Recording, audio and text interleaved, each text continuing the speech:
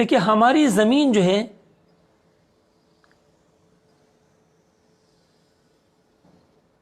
یہ تقریباً گول ہے، ٹھیک ہے، میں گول بنا نہیں سکا لیکن یہ تقریباً گول ہے۔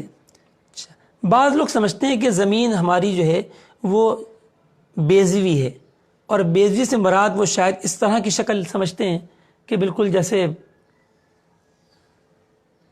عام طور پہ فارمی مرغی کا انڈا ہوتا ہے، تو ایسا نہیں ہے۔ بیضوی ضرور ہے لیکن بیضوی بہت معمولی ہے، جس کا اندازہ انشاءاللہ آپ کو بھی میں چند باتیں بتاؤں گا تو آپ کو ہو جائے گا کہ بہت معمولی جو ہے اس کا بیضویت، اوول شیپ جو ہے، بیضوی پن ہے۔ تو دیکھیے یہ ہماری زمین ہے، تو ہماری زمین جو ہے ایک دائرہ بھی ہے اور ایک کرہ بھی ہے۔ دائرہ موہمی ہوتا ہے اور خیالی ہوتا ہے، یہ ہواؤں میں بنتا ہے، اس کا کوئی وجود نہیں ہوتا، کوئی وہ ٹھوس چیز نہیں ہوتی کہ جس سے کوئی ٹکرا جائے گا اپنی اور آر پار نہیں ہو سکتا۔ بس آپ سمجھ لیجئے کہ آپ خلاؤں کے اندر، ہواؤں کے اندر جو ہے آپ اپنے ایسے ہی ایک دائرہ تصور کر لیجئے، تو بس یہ دائرہ ہے۔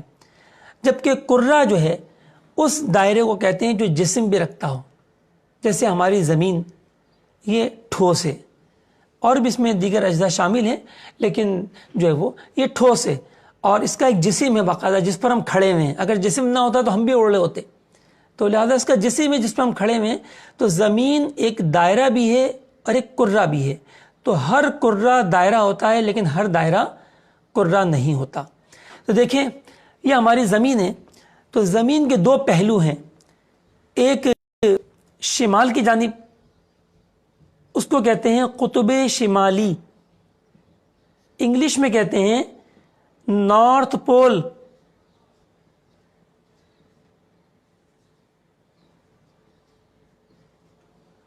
اور اس کے بالکل مخالف جو ہے دوسرا پہلو ہے جسے کہتے ہیں قطب جنوبی،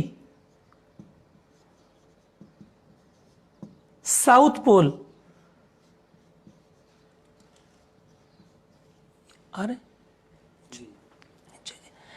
تو ان دونوں کو ملا کر جو قطبین کہا جاتا ہے، جہاں کے بارے میں مشہور ہے کہ 6 ماہ دن اور 6 ماہ رات ہوتی ہے۔ یہ کیسے ہوتی ہے اس کے بارے میں انشاءاللہ ہم جب طلوع غروب کا باب پڑھیں گے تو اس میں انشاءاللہ اس کو بیان کریں گے۔ اچھا، اب یہ دونوں زمین کے جو پہلو ہیں، بس یہی وہ پہلو ہیں جو چپٹے ہیں، یعنی آپ نے ایک گیند لی بچوں کی پلاسٹک کی، ٹھیک ہے، اب آپ اس کے دو پہلوؤں پر ہاتھ رکھ کے تھوڑا سا آپ پریس کر دیجئے، دبا دیجئے، بتائیے کیا یہ اب گول ہے؟ تو اب اسے گول نہیں کہیں گے، یہ معمولی سی چپٹی ہو گئی ہے۔ بس یہی ہماری زمین کا حال ہے کہ وہ قطبین کی طرف سے تھوڑی سی چپٹی ہے، جس کی وجہ سے اسے گول نہیں کہا جاتا، بیضوی کہا جاتا ہے، ٹھیک ہے۔ قطبین کے بیچوں بیچ ایک خط مستقیم جو ہے وہ دنیا کے وسط میں تصور کیا گیا ہے، ایکویٹر، خط استوا، جو ہمارے باقاعدہ طلباء ہیں ان کو گروپوں کے اندر، اچھا، ہمارے جو باقاعدہ طلباء ہیں ان کو گروپوں کے اندر انشاءاللہ اس کے امیجز جو ہیں، جو ابھی آج ہمارا سبق جاری ہے، یہ کورس ختم ہوتے ہی ان کے گروپوں میں ان کو بھیج دیا جائے گا اور یہ مزید دہرائی انشاءاللہ عز و جل کر سکیں گے، ٹھیک ہے۔ تو یہ بیچوں بیچ جو ہے زمین کے یہ خط استوا ہے جو دنیا کو دو برابر برابر حصوں میں تقسیم کرتا ہے۔ اب جو دنیا شمال کی جانب ہے اسے کہتے ہیں شمالی دنیا، ناردرن ورلڈ، اور یا semi hemisphere, northern semi hemisphere, ٹھیک ہے۔ تو نصف کرہ شمالی، چونکہ یہ کرے کا آدھا حصہ ہے اور شمال والا حصہ ہے، اپنے لہذا یہ ہو گیا اپنی شمالی دنیا۔ جس طرح دیکھیے ناظرین، یہاں پر آپ کو یہ ایک کروٹ دکھائی دے رہی ہے، اسی طرح اس کے پیچھے بھی ہے، وہ بھی شمالی دنیا ہی کہلائے گی، کیونکہ خط استوا پہ اگر ہم زمین کو دو برابر حصوں میں تقسیم کریں گے تو دو پیالے نما ہمارے ہاتھوں میں آ جائیں گے، ایک شمالی پیالہ ہوگا اور ایک جنوبی پیالہ ہوگا، یعنی ایک شمالی دنیا اور دوسرا جنوبی دنیا۔ تو خط استوا جو ہے وہ دنیا کے بالکل وسط میں فرض کیا گیا ہے۔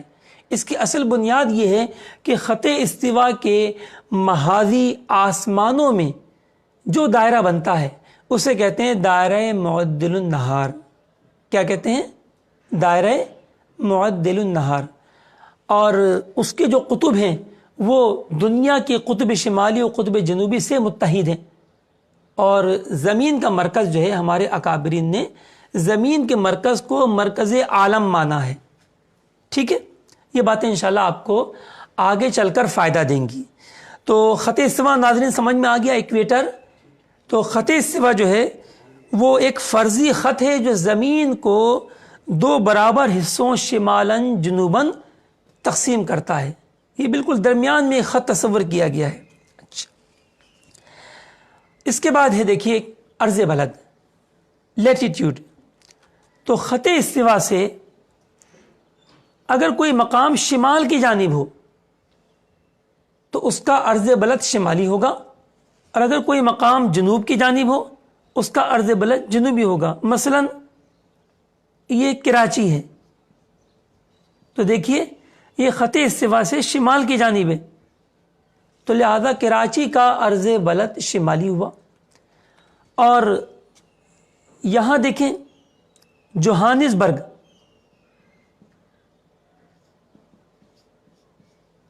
یہ ساؤتھ افریقہ کا شہر ہے، یہ دیکھیے یہ جنوب کی طرف واقع ہے، یہ جنوبی دنیا میں آ جاتا ہے، لہذا اس کا عرض بلد جو ہے لیٹیٹیوڈ وہ جنوبی ہے یا ساؤتھ ہے. ٹھیک ہے، تو اب یہ عرض بلد کے جو درجات ہوتے ہیں کتنے ہوتے ہیں؟ تو یاد رکھیے خط استوا ہے 0، اس کو 0 درجہ لے لیجئے. اب اس کے بعد قطب شمالی جو ہے یہ 90 درجے ہیں، 90 ڈگری نارتھ، کیونکہ 90 درجے سے زیادہ عرض بلد نہیں ہوتا. اب اس کے درمیان ہم اس کو تقسیم کر دیں، مثال کے طور پہ یہ 30 درجے تو یہ 60 درجے، تو یہ 30 درجے شمالی ہو گیا اور یہ 60 درجے شمالی ہوا. ٹھیک ہے، اسی طریقے سے جنوبی دنیا میں بھی ہم تقسیم کریں گے کہ 30 درجے جنوبی کو ہم ایس سے ظاہر کرتے ہیں، جبکہ شمالی کو ہم این یعنی نارتھ ظاہر کرتے ہیں.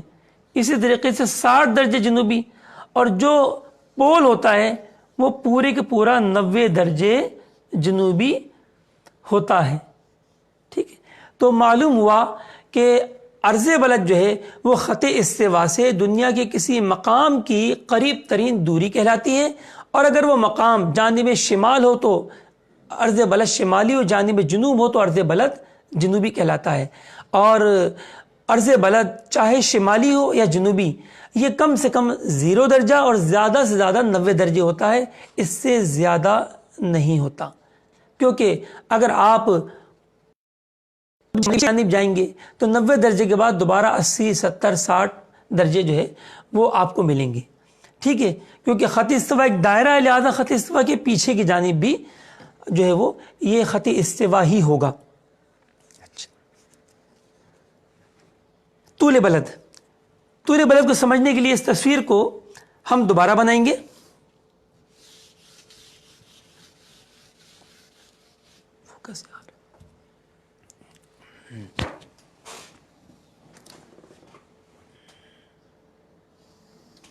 دیکھیے اب میں تھوڑا دائرہ بڑا بنانے کی کوشش کرتا ہوں تاکہ آپ کے بہتر جو ہے وہ ناظرین کرام سمجھ میں آئے. ٹھیک ہے، اچھا جی، پہلے ہم نے خط استوا بنایا تھا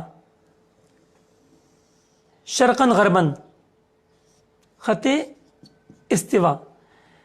چونکہ سورج کی جو حرکت ہے دائرۃ البروج میں، تو اس کا جو وسط ہے وہ خط استوا ہے، یعنی دائرہ معدل النہار ہے جس کے سیدھ میں خط استوا ہے. لہذا یہ سورج کی حرکت سے خط استوا مارز وجود میں آیا، اس کو فرض کیا گیا. اور یہاں پر کسی کی اپنی نہ چلی کہ کوئی کہتا نہیں جناب، کوئی سائنسدان کہتا ہے کہ نہیں خط استوا ہم یہاں نہیں مانیں گے، تھوڑا یہاں مان لیتے ہیں یا تھوڑا وہاں مان لیتے ہیں. ایسا کسی کو اختیار نہیں تھا، کیونکہ رب تعالیٰ کے حکم پر جو سورج حرکت کر رہا ہے اس حرکت کے مطابق ہی خط استوا فرض کرنا ضروری ٹھہرا.